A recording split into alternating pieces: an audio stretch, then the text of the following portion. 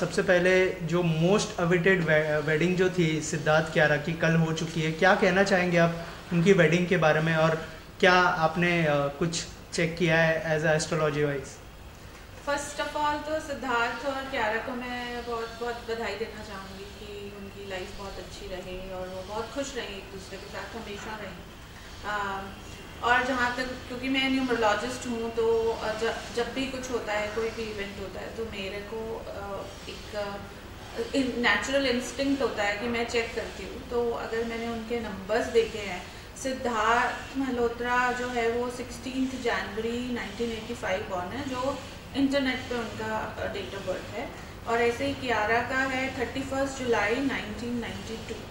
तो उसके हिसाब से अगर हम सिंपल ड्राइवर नंबर जो फर्स्ट डेट होता है उसकी बात करते हैं, 16 और 31, 7 और 4 आ गया। ये एक बहुत ही ज़बरदस्त कॉम्बिनेशन है 7 और 4 का, बिकॉज ये रेयर कॉम्बिनेशन होता है, क्योंकि जो 7 को जिसको केतु बोला जाता है और जो राहु है वो 4 होता है। ये एक ही असुर था जिसको देवताओं ने कट कर दिया था उसका हेड, और जब ये इकट्ठे हो जाते हैं तो एक यूनिवर्स क्रिएट हो जाता है। तो ये बहुत अच्छा कॉम्बिनेशन है मेरे हिसाब से। तो इनका जो बहुत अच्छा रहेगा आपस में, इनका कोऑर्डिनेशन, इनका जो प्यार है। बट हाँ, मैं एक चीज़ को बहुत बिलीव करती हूँ कि अगर कोई भी चीज़ है, चाहे कितनी भी अच्छी हो, उसको संभालना फिर भी पड़ता है। तो ऐसे ही जब ये शादी हुई है, इनके नंबर्स फेवरेबल्स हैं, क्योंकि हमारे कर्मास डिसाइड करते हैं कि हम कैसे अपनी लाइफ लीड करेंगे। तो अगर हम एक चीज़, हमारे नंबर्स तो सपोर्टिव हैं, बट अगर हम कुछ चीज़ें ऐसी कर रहे हैं जो सपोर्टिव नहीं है एक वेडिंग के लिए, शादी निभाने के लिए, तो ऑब्वियसली वो प्रॉब्लम क्रिएट करता है। और इसलिए दोनों को थोड़ा तो काम करना ही पड़ेगा आपस में।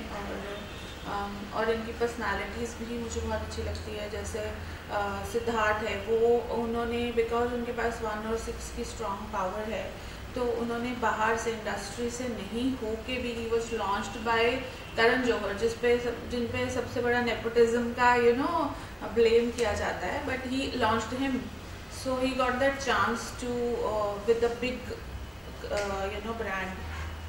तो वो बहुत है। तो उनकी लाइफ अच्छी रहने वाली है। और अगर बात करते हैं एक दूसरे के लक के लिए, तो Siddharth is going to get luck for Kiara और अच्छा करेंगे अपनी लाइफ में आगे आने वाले टाइम में। हम उनकी बहुत अच्छी मूवीज़ और उनका अच्छा काम देखेंगे। और मुझे दोनों बहुत एक दूसरे के साथ बहुत अच्छे लगते हैं। They both are good looking people. So yeah, also talking about professional life, क्या मतलब जैसे आपने कहा कि कियारा को बहुत अच्छी मूवीज़ मिलेगी और सिद्धार्थ को भी, तो क्या कहना चाहेंगे प्रोफेशन वाइज शादी के बाद किस तरह का टर्न लेंगे, अगर उस बारे में कुछ बात करना चाहें? शादी के बाद सिद्धार्थ और कियारा का, जैसे कियारा का करियर ग्राफ बहुत अच्छा हो जाएगा, वो ऑलरेडी बहुत अच्छा कर रही है ऑब्वियसली। सिद्धार्थ को भी लक मिलेगा, 5 नंबर की पावर जो ऑलरेडी उसके पास है, पर अपनी वाइफ से भी उसको और सपोर्ट मिलेगी, तो उसको बहुत अच्छी अपॉर्चुनिटीज़ मिलेंगी। बहुत जिस टाइप के प्रोजेक्ट्स वो करना चाह रहा था पहले, अब वो कर पाएंगे। एंड कियारा तो definitely will boom a lot after this wedding. अगर दोनों की बॉन्डिंग के बारे में बात करें, शादी के पहले भी दोनों ने अपनी रिलेशनशिप को थोड़ा सा छुपा के रखा था, किसी को ज़्यादा पता नहीं चला। शादी के बाद दोनों की बॉन्डिंग कैसी रहने वाली है? जैसे हम लोग ने बॉलीवुड कपल्स को देखा है इन दिनों, बहुत सारी शादियाँ हुई है, क्या उसी जोन में जाएंगे, या फिर इनकी जो केमिस्ट्री है या फिर जो बॉन्डिंग है वो एक अलग मोड़ लेगी और एक नया बेंचमार्क सेट करेगी? देखिए, ये जो अगर हम सिद्धार्थ की बात करें, वो 16 ड्राइवर नंबर से रूल होते हैं, और उनका जो कंडक्टर नंबर है वो 4 है, और कियारा जो है वो 4 नंबर ड्राइवर है उनका, और 5 नंबर कंडक्टर नंबर है। ऐसे लोग बहुत सीक्रेटिव होते हैं, वो अपनी चीज़ों को, अपने इमोशंस को बहुत ज़्यादा दिखाते नहीं हैं पब्लिकली, बहुत एक्सप्रेस नहीं करते हैं, because they want to keep it private. उनको लगता है कि मेरे को जो दिखाना है मैं अपने पार्टनर को दिखाऊंगा, नॉट टू द पब्लिक। तो वो चीज़ वो बाद में भी मेंटेन करेंगे। जैसे रणवीर सिंह है, वो ओपनली दीपिका के लिए अपना प्यार दिखाते रहते हैं, तो वैसे उतना आपको, जैसे अगर कैटरीना कैफ और विक्की कौशल की बात करें तो वो भी ऐसे पब्लिकली बहुत वो नहीं करते हैं, but they are happy with each other, they are doing stuff which makes each other happy.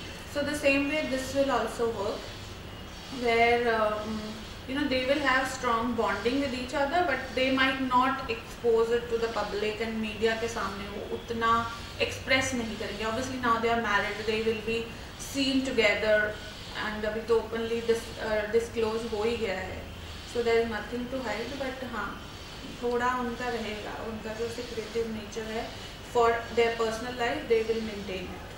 जब शादी होती है तो उसके बाद लोग सोचते हैं फैमिली प्लानिंग कैसे करेंगे, अगर उस बारे में कुछ शेयर करना चाहे, क्योंकि जैसे ही शादी होती है लोग पूछने लग जाते हैं कोई गुड न्यूज़ है या फिर ऐसा कुछ. अगर फैमिली प्लानिंग के बारे में कुछ बात करना चाहे कि दोनों को कैसे फैमिली प्लान करनी चाहिए.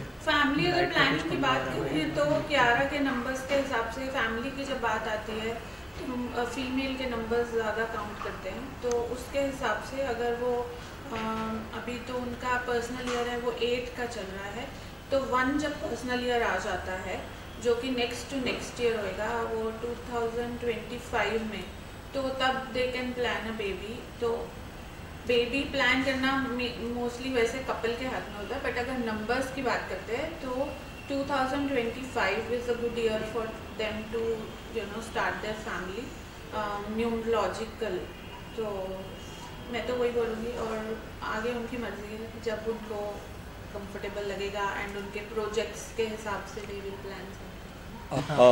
मैम 2022 अच्छा नहीं रहा है बॉलीवुड के लिए और 2023 अच्छे से स्टार्ट हुआ है, तो क्या लगता है ये साल इंडस्ट्री के लिए कैसा रहेगा आपके हिसाब से? ये साल इंडस्ट्री के लिए अच्छा रहेगा, स्पेशली इंडस्ट्री के जो टेक्नीशियंस हैं, जैसे डायरेक्टर्स हो गए, कैमरामैन हो गए, बिकॉज ये 7 का नंबर है, 7 केतु होता है, और 7 नंबर जो ज़मीन से जुड़ा हुआ नंबर है.